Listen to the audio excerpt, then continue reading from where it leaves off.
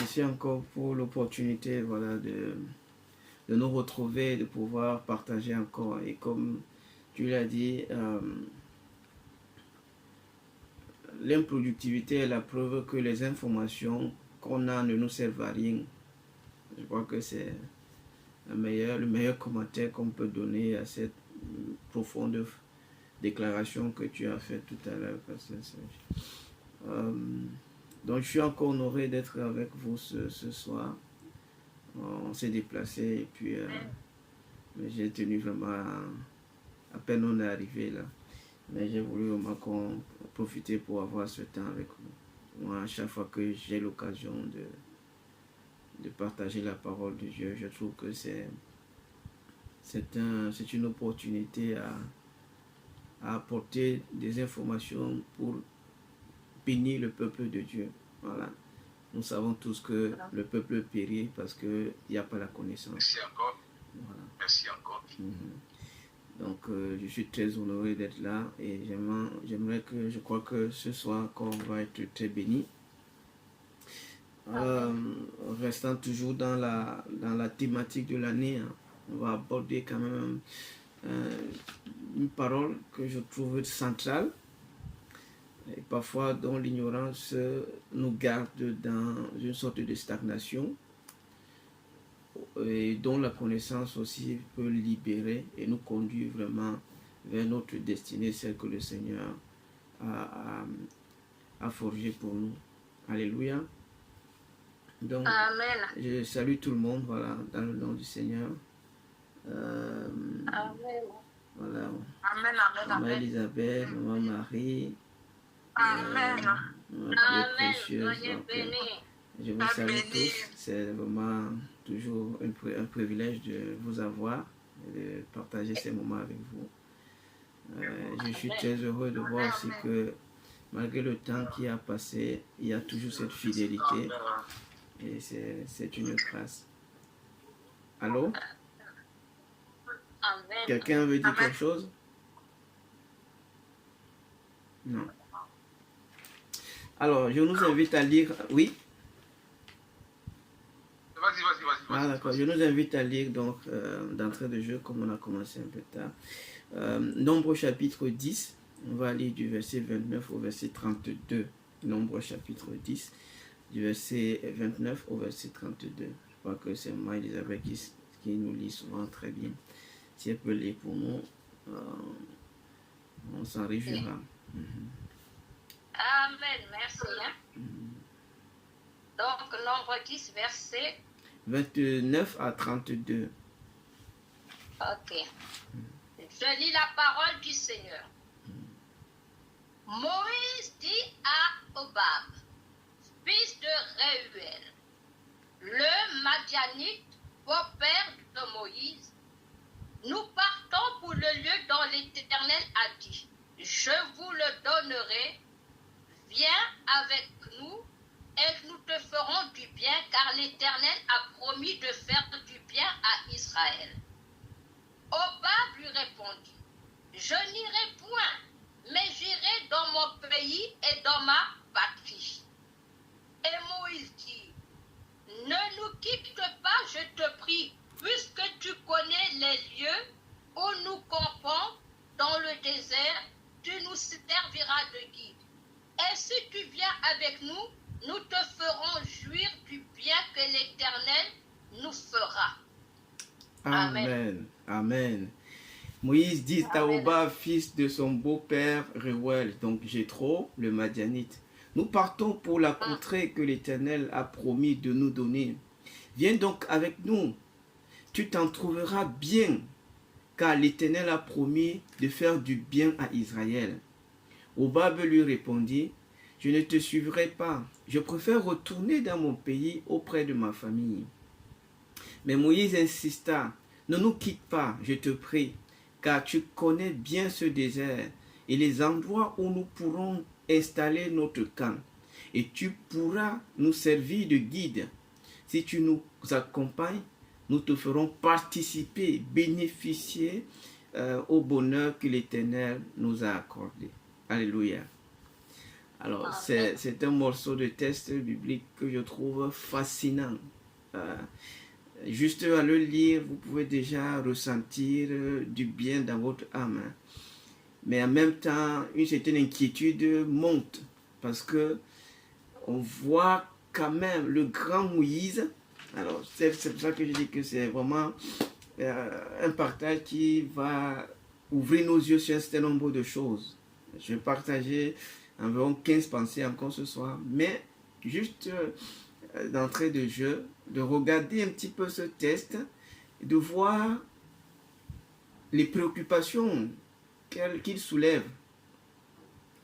Regardez le grand Moïse, quelqu'un qui parle avec Dieu, quelqu'un qui a une relation intime profonde avec le Seigneur, qui vient vers son beau-frère lui dire, écoute, on est dans le désert, mais on sait où on va, mais on ne maîtrise pas les rouages du désert. Toi, tu es un habitué du désert, tu peux nous servir de guide. Alors quand j'ai lu ce passage, je me suis posé un tas de questions parce que j'ai trouvé ça un peu étrange, on va dire. Une sollicitation un peu bizarre, non? Un peu étrange. Hein? Vous ne trouvez pas aussi un grand Moïse qui va vers un petit Hobab, un petit fils de Jéthro, pour lui dire, viens, on a besoin de toi. En passant, le titre de ce partage, c'est que Dieu a besoin de toi et de ton don. Voilà, on peut écrire ça comme le thème de ce partage. Dieu a besoin de toi et de ton don. Voilà, Dieu a besoin de toi et de tes ressources. Vous voyez? Donc le grand Moïse qui marche avec Dieu, qui communie avec Dieu, qui parle à Dieu, comme je peux parler à ma femme qui est juste à côté, mais qui va vers quelqu'un réclamer son soutien, réclamer son assistance, réclamer son aide. Je me suis posé quelques questions, je ne sais pas si j'ai cette liberté de partager avec vous, mais une des questions qui m'a traversé, c'est est-ce que Moïse avait perdu la foi, hein, pour aller vers à peu près Alors, Hobab n'était pas entièrement païen, dans le sens qu'il a été influencé par son père, Jéthro, qui était un prêtre de Madian. Vous savez que les Madianites font partie de la lignée d'Abraham aussi. Hein? Donc, ils connaissaient Dieu. Vous vous rappelez que quand Jéthro, le beau-père de Moïse, est allé vers Moïse, c'est lui qui lui a proposé l'organisation du peuple pour que effectivement l'œuvre puisse se faire bien et sans trop de fatigue. Vous vous rappelez? Donc, il connaissait le Dieu d'Abraham. Mais après, il y a des mélanges à mesure qu'on s'éloigne voilà, de la terre ou la terre du Dieu d'Abraham. Vous voyez? On va donc se mélanger un petit peu. Ça va donc donner plus tard un syncrétisme religieux. C'est-à-dire qu'un mélange de la vérité divine avec les traditions de l'environnement où on se trouve. Vous voyez? Donc, je me suis posé cette question. Est-ce que Moïse, à ce niveau-là, quand il pose la question, quand il va vers Hobab, et vous pouvez regarder son insistance, c'est ça qui m'a touché. Hein, la Bible dit que Moïse insista, ne nous quitte pas. On a besoin de toi. On a besoin de tes dons. On a besoin de tes ressources. De grand Moïse. C'était quand même surprenant pour moi de tomber sur ce passage. Et je me demandais, est-ce qu'il avait perdu la foi? Est-ce que sa vision de Dieu s'était écroulée? Son enthousiasme spirituel s'était-il évanoui? Rien de tout ça. Vraiment rien de tout ça. Vous voyez, il était toujours le même Moïse, les mêmes convictions, la même relation avec Dieu, la même profondeur avec Dieu, la même intimité avec Dieu, la même communion profonde avec le Seigneur. Il n'avait pas rétrogradé. Alors pas du tout.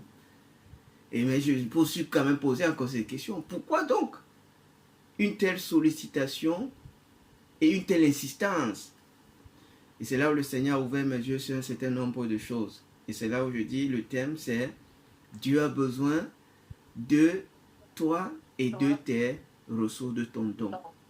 Alléluia. Amen. Dieu a besoin de Amen. toi et de ton don. Dieu a besoin de toi et de ton don. Pour la cause de l'Église de Jésus-Christ, Dieu a besoin de nous et du meilleur de nous-mêmes. Donc, on reste toujours dans la même thématique, sauf que cette fois-ci, on va creuser un peu plus loin. Alléluia. Amen. Amen. Est-ce que le fondement est un peu clair comme ça? Amen. Donc, Dieu a besoin de toi et Dieu a besoin de ton don. Dieu a besoin de toi et Dieu a besoin de tes ressources. Mais regardez l'attitude d'Obab. Obab apprend que Moïse lui exprime clairement qu'il a besoin de son soutien, il a besoin de son aide, il a besoin de son assistance. Il a besoin de ses yeux. Parce qu'on va y revenir tout à l'heure. Et Obab, au lieu de voir l'opportunité qui lui est donnée et de la saisir, il commence à donner des raisons stupides. Et c'est là où ce que j'appelle la pauvreté de l'égoïsme, la pauvreté de l'individualisme, la pauvre vision de l'égoïsme et la pauvreté de l'individualisme. C'est-à-dire que l'individualisme ne réfléchit pas bien. Et l'égoïsme n'a pas le bon sens. Pourquoi? Parce que regardez une opportunité en or que le monsieur a, et il dit que lui, il va aller servir plutôt sa famille. Il veut rentrer dans son pays. Tu arrives en France, Dieu te donne l'opportunité de servir ses intérêts en France. Tu vas lui dire que non, je retourne à Côte d'Ivoire, je vais à Abidjan, je vais à San Pedro, je vais à Yamoussoukro. Parce que je vais voir mes camarades là-bas et je vais leur parler. Non.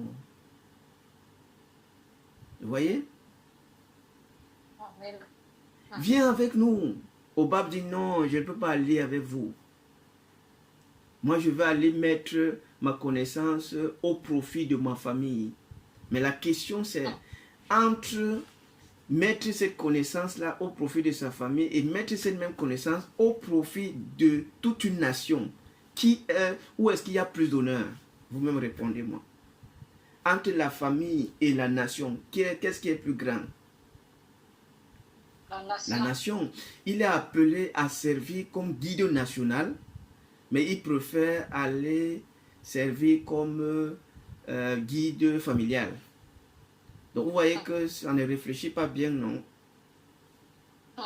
Il a une opportunité en or de servir toute une nation, la nation d'Israël, mais il refuse pour aller servir quelques personnes. C'est là la pauvreté, la pauvre mentalité de l'égoïsme et de l'individualisme.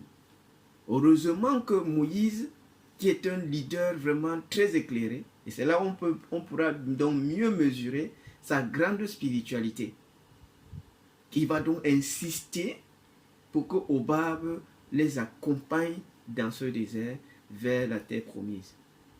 La preuve, c'est que Obab finira par devenir un grand bénéficiaire de cette sollicitation-là. Ce contrat qu'il voulait refuser de signer, il sera le plus grand bénéficiaire.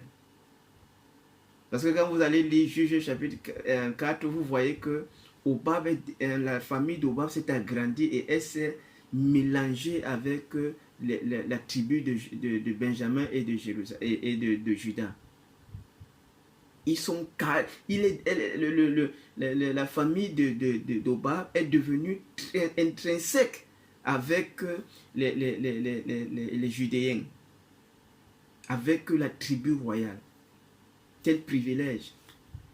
Et heureusement que Moïse a insisté que Obab ne rentre pas en Madian.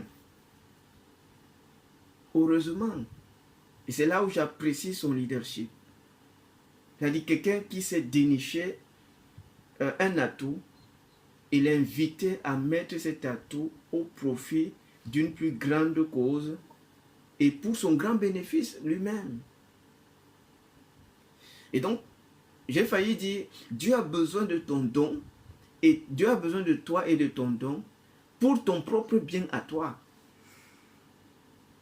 Parce qu'au final, ce que tu donnes à Dieu, j'aime cette phrase de mon ami pasteur Dieu-Cam Nestor, qui dit, ce que Dieu te demande de lui offrir, il te le donne au centuple.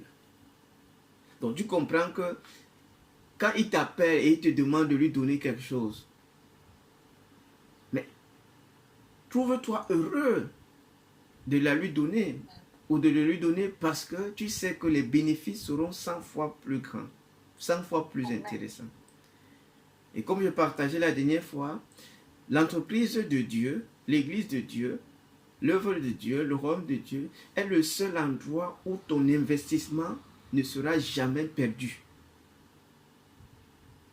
Ton investissement à l'œuvre de Dieu ne sera au grand jamais perdu. Amen.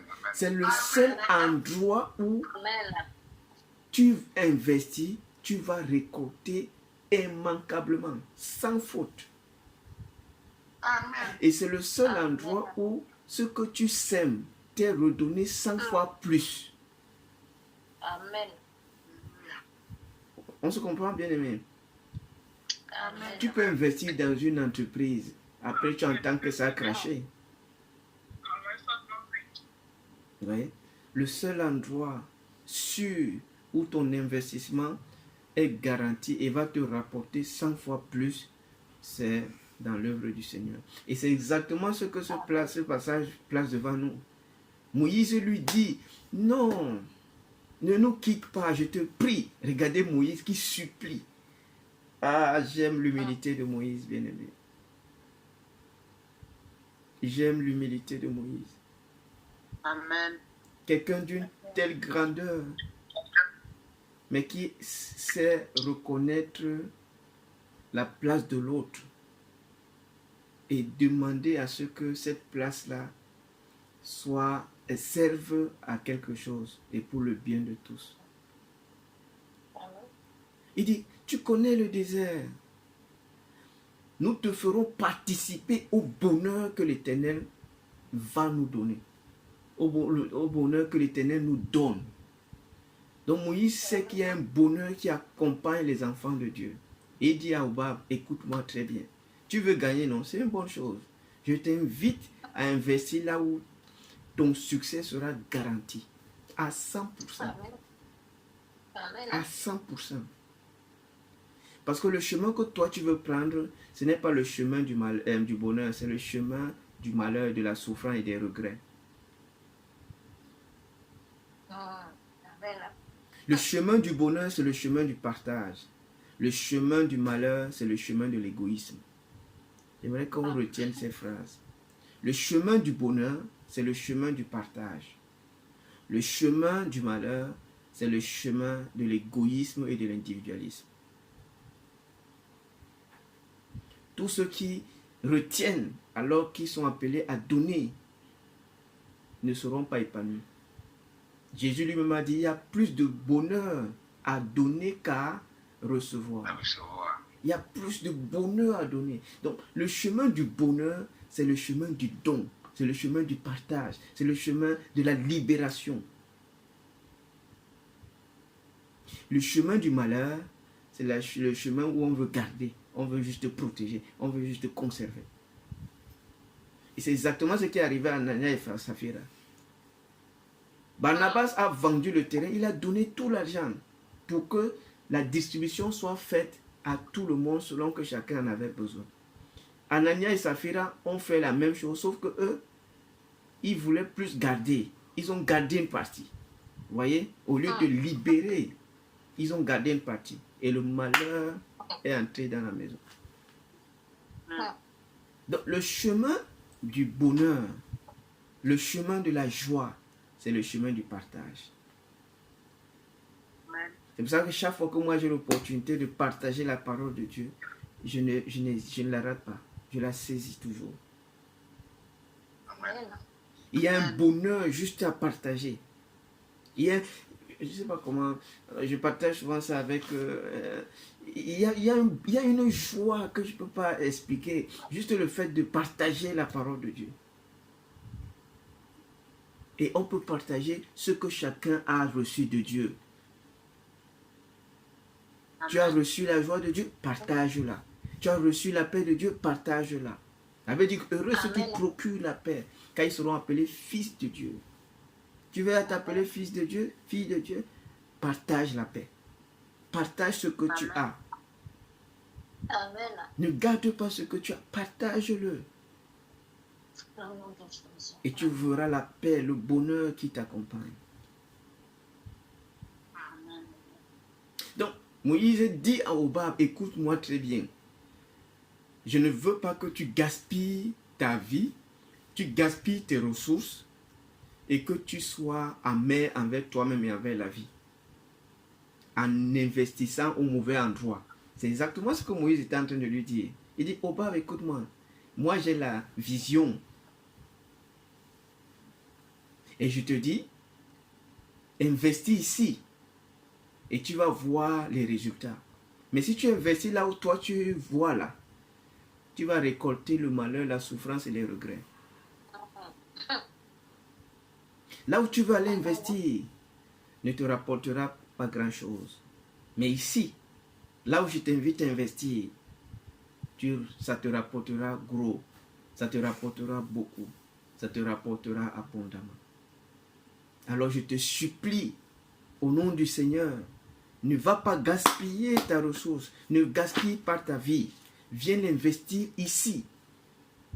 Dans cette œuvre du Seigneur. Viens l'investir ici. Dans cette église du Seigneur. Viens l'investir ici. Dans le royaume de Dieu. Comme je vous ai partagé la dernière fois, il y a 3 endroits où notre investissement ne sera jamais perdu. L'église locale, l'église universelle et le royaume de Dieu.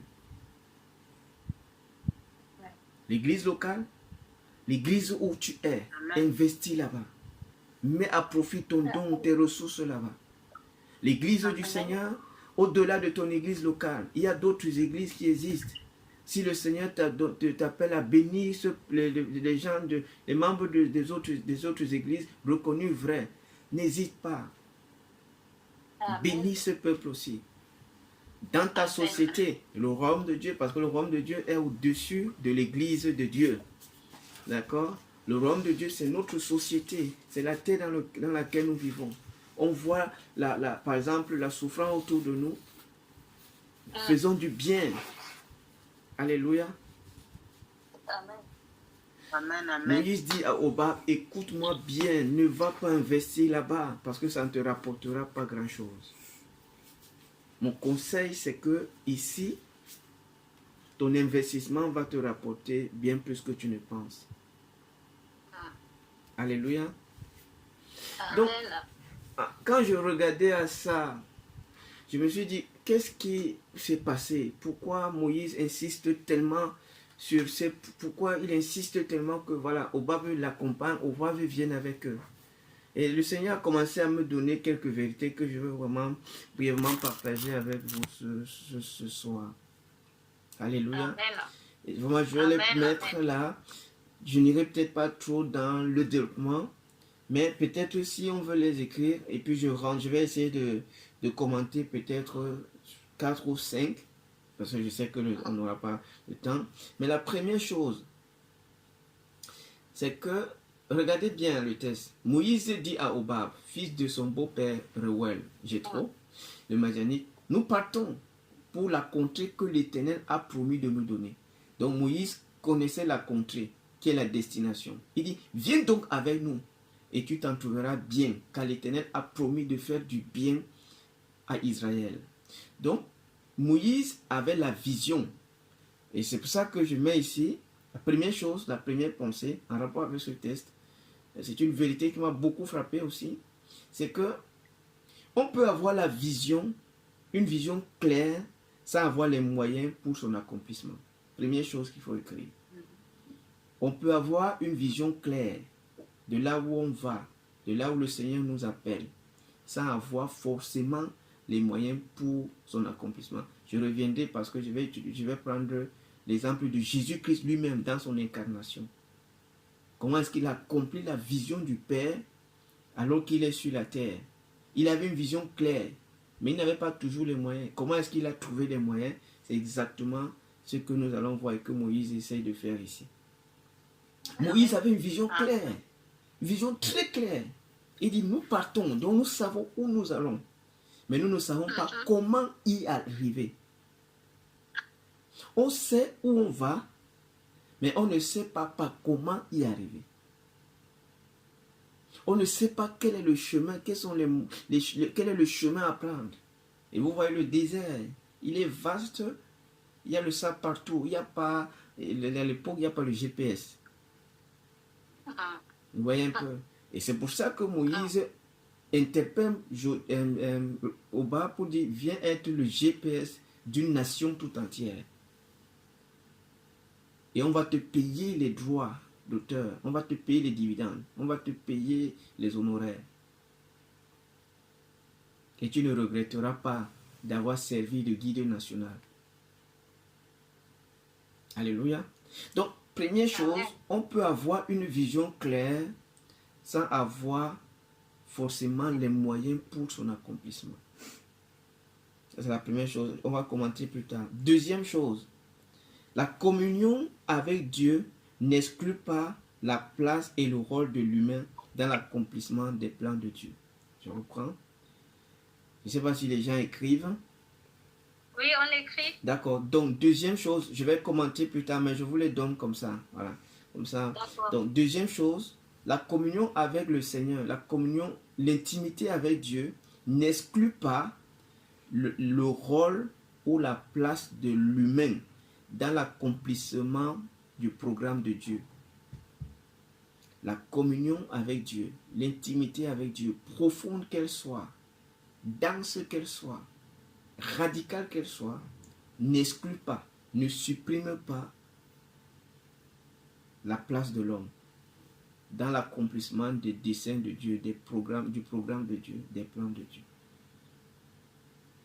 Troisième pensée qui m'a beaucoup frappé, c'est que la vision et la vue ne sont pas toujours compatibles. Amen. Merci beaucoup. Je sais pas qui l'a mise. Voilà. Comme ça, on peut revenir là-dessus et puis être béni plus tard encore. Donc la troisième pensée, c'est que la vision et la vue ne sont pas toujours compatibles. Quand je mets toujours, ça veut dire qu'il y a des moments où, parce que c'est la quatrième pensée, il y a des moments où la vision et la vue peuvent aller de pair. Mais il y a des moments où la vision et la vue ne peuvent pas aller de pair. Je vais expliquer ça plus tard. Ça fait partie des points que je vais commenter. Et puis on va prier. Donc, quatrième point, la connaissance spirituelle et la connaissance naturelle peuvent très bien cohabiter. La connaissance spirituelle et la connaissance naturelle peuvent très bien cohabiter. Moïse a la connaissance spirituelle. Jéthro, Hobab a la connaissance naturelle. Lui, il maîtrise le désert. Mais Moïse ne connaît pas le désert. Alléluia. Mais Moïse sait, il sait où il y a Canaan.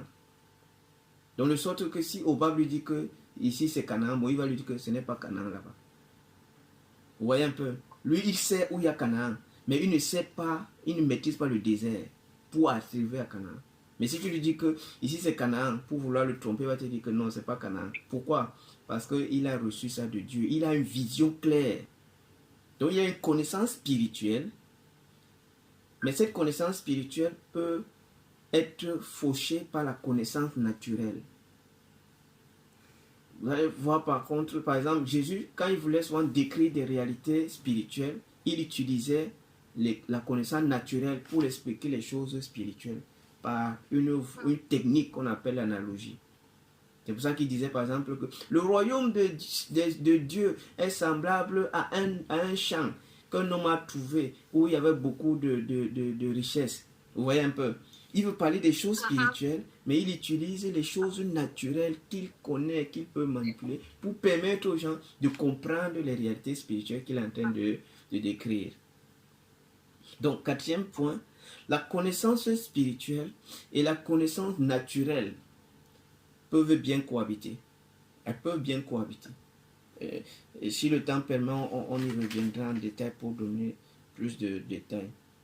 Cinquième pensée, c'est que l'humilité est la capacité de faire la place aux autres. L'humilité est la capacité de faire la place aux autres afin qu'ils fassent ce que nous ne pouvons pas naturellement accomplir. L'humilité est la capacité de faire la place aux autres afin de leur permettre de faire ce que nous ne pouvons pas accomplir ou nous ne sommes pas appelés à accomplir. Et vous allez voir que tout au long de la vie de Moïse, c'est exactement ce qui se passe. Même Moïse va recevoir la maquette céleste par rapport à l'arche à la tente d'assignation. Mais est-ce que c'est Moïse qui construit la tente d'assignation? Non. Dieu va dire à Betsaléel, je l'ai équipé, je l'ai doté de l'intelligence pour construire ce que moi je t'ai montré. Voilà. Tu peux recevoir quelque chose de Dieu sans pour autant être capable de matérialiser ce que tu as reçu de Dieu. Ce n'est pas parce que Dieu, il y a ce qu'on appelle les récepteurs de vision, mais il y a aussi les accomplisseurs de vision. Vous voyez? Dieu donne une vision, par exemple au pasteur Serge, il lui a donné une vision. Mais le pasteur Serge ne peut pas accomplir cette vision tout seul. C'est pas possible. Il a besoin de maman Elisabeth, il a besoin de maman Valérie, il a besoin de maman Marie-Grâce, et ainsi de suite, ainsi de suite. Amen. Et ça, sur ce point-là, si je fais juste une parenthèse, parce que parfois on est très séduit par le fait que parce que j'ai reçu la vision, il faut automatiquement que c'est moi qui l'accomplisse. Non, c'est pour ça que Dieu donne une vision et après il donne un peuple pour accomplir cette vision-là. Alléluia. Il y a le visionnaire et il y a les réalisateurs de la vision, du visionnaire. Il y a le visionnaire et il y a les réalisateurs de la vision du visionnaire. Alléluia.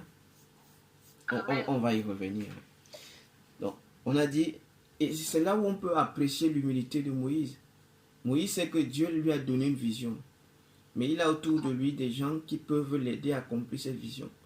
Alors il s'humilie en donnant, et c'est là où l'importance de la délégation. En fait, la délégation est un principe spirituel qui consiste à accomplir un programme de Dieu en permettant à chacun de mettre au service de cette vision les ressources qu'il a reçues. Vous n'êtes pas, par exemple, au temple du salut pour rien. Dieu vous place là et il vous donne des ressources. C'est-à-dire, tu as la capacité de prier pendant des heures. Dieu te met là pour que tu sois un intercesseur pour le ministère. Amen, c'est ça. Alléluia. Donc Dieu a besoin de toi et de ton don pour la cause de son église, pour la cause de son royaume. Donc Dieu te dit, je t'ai donné une capacité de prier de rester devant ma face pendant 3 heures chaque jour. Et mets ton tout, donne ton meilleur, c'est-à-dire utilise ces 3 heures-là pour être devant ma face. De sorte que quand les gens viennent, ils sont transformés par la parole. Amen. Vous pensez que c'est quand le pasteur Serge prend le micro, il parle et les gens sont transformés. Vous pensez que ce n'est que la seule instant? Non, il y a tout un travail derrière. Amen. C'est pour ça que la gloire ne peut pas revenir à une seule personne. Parce que l'œuvre de Dieu c'est une chaîne. C'est un maillon. C'est un écosystème.